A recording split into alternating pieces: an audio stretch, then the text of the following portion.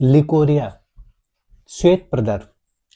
तो योनि से सफेद, पीला, गाढ़ा, पानी जैसा स्राव होना ही लिकोरिया है। इसके जो प्रकार है, सामान्य लिकोरिया, तो इसमें सफेद स्राव जैसा स्थिति पैदा हो जाता है। और फंगल लिकोरिया में तो इसमें गाढ़ा स्राव और इसके साथ साथ खुजली जैसी भी समस्या होने लगता है। बैक्टीरियल लिकोरिया में गाढ़ा स्राव के साथ साथ स्मेल का भी होना इसमें दिखाई पड़ता है।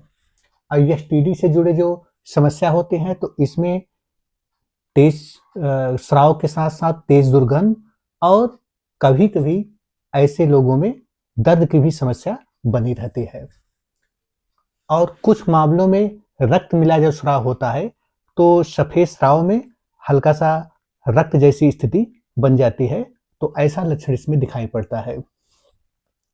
इसके जो कारण है तो हार्मोनल असंतुलन की वजह से भी ये समस्या हो सकता है। यदि किसी भी प्रकार का यौन या गर्भाशय संबंधी संक्रमण है तब पर भी यह समस्या हो सकता है।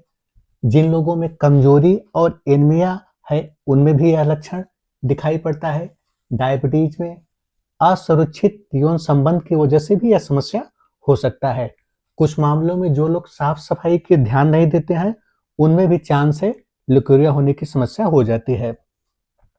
इसके जो लक्षण है तो योनि में असमान स्राव का होना, यह अक्सर दिखाई पड़ता है। योनि में जलन व खुजली, तो योनि के आसपास के क्षेत्र में जलन व खुजली का होना जैसी स्थिति बनने लगती है।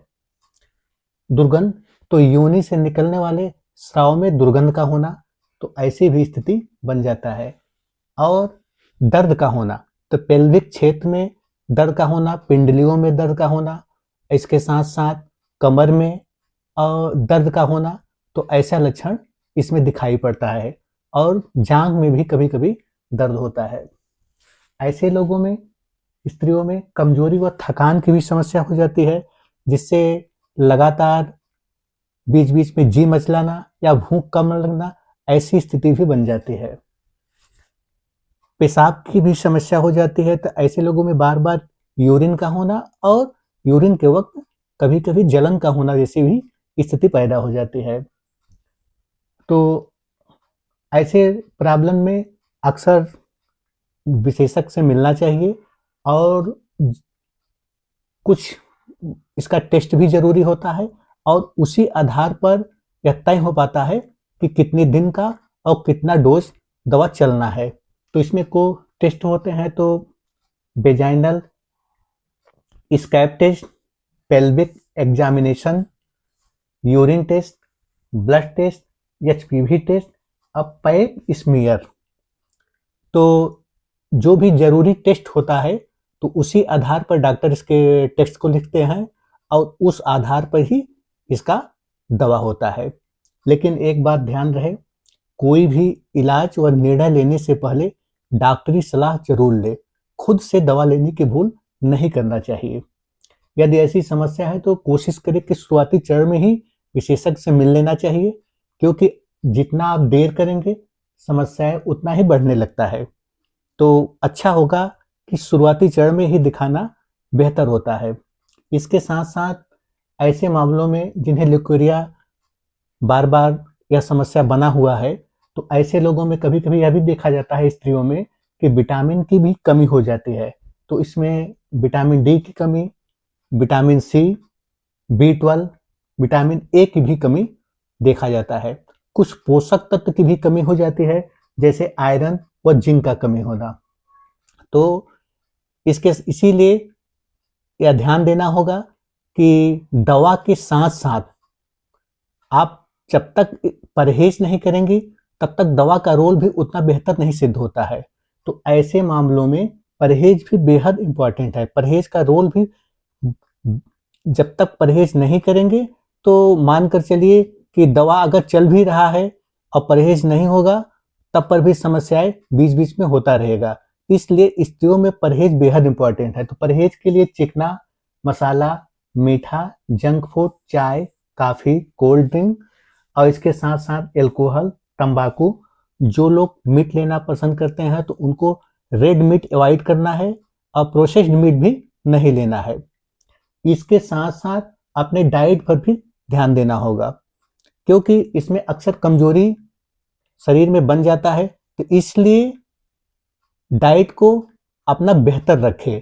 तो डाइट में कोशिश करिए कि सुबह के वक्त मूंग व चना इसे 24 घंटा के लिए भिगो लीजिए। उसके बाद इसे या तो सलाद के साथ लीजिए या तो हल्का नमक के साथ। तो इसे आप नियमित लीजिए, क्योंकि मूंग का रोल और चना का रोल इसमें काफ़ी अच्छा माना जाता है। उसके आधे घंटे के बाद आप एक केला लीजिए और तब 1 घंटे के बाद भोजन लीजिए। तो भोजन में आप गेहूं, जौ का रोटी, बीच बीच में बाजरे का रोटी, इसे हरी सब्जियों के साथ लीजिए। जैसे हरी सब्जी लेना ही बेहतर होता है। और अपने डाइट में मूंग दाल जरूर शामिल करिए। और शाम के वक्त 4 से 6 के बीच में कोशिश करिए कि एक बार आप नारियल पानी जरूर लें। और उसके 1 घंटे के बाद भूंजा हुआ चना आप ग्रीन टी के साथ लीजिए, काफ़ी फायदेमंद होता है। रात के वक्त जितना भूख लगे उससे 1 आध रोटी कम लेना चाहिए, तो ज़्यादा बेहतर होता है।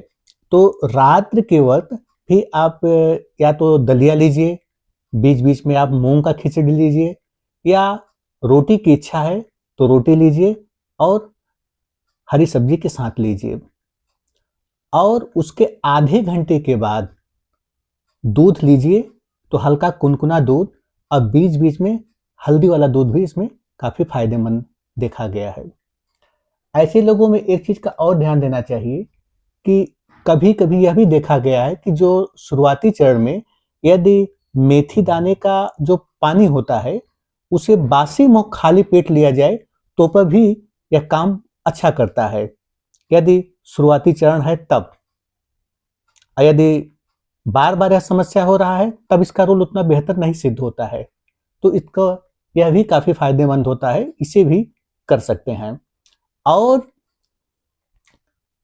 ऐसे लोगों को कुछ आसन भी जरूरी होता है, क्योंकि बिना योग करे बॉडी बेहतर नहीं होता है, इसलिए योग बेहतर होता है। योग से कभी कभी यह भी देखा गया है कि ल्यूकेरिया वाली समस्या अगर शुरुआती चरण में है तो कभी कभी यह ठीक भी हो जाता है। तो इसमें भुजंगासन, सर्वांगासन, बद्धकोणासन, पश्चिमोत्तानासन, मूलवंत, तो ये सब प्रमुख आसन है। यह काफ़ी फायदेमंद होता है। इसके साथ साथ अनुलोम विलोम, कपालभाति, इसे भी कर सकते हैं। लेकिन जो भी आसन करिए उसे खाली पेट करना चाहिए।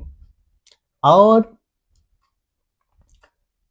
ऐसे लोग को कम से कम सुबह के वक्त 20 मिनट का वॉक जरूर करिए, क्योंकि सुबह का टहलना शरीर के लिए काफ़ी बेहतर होता है।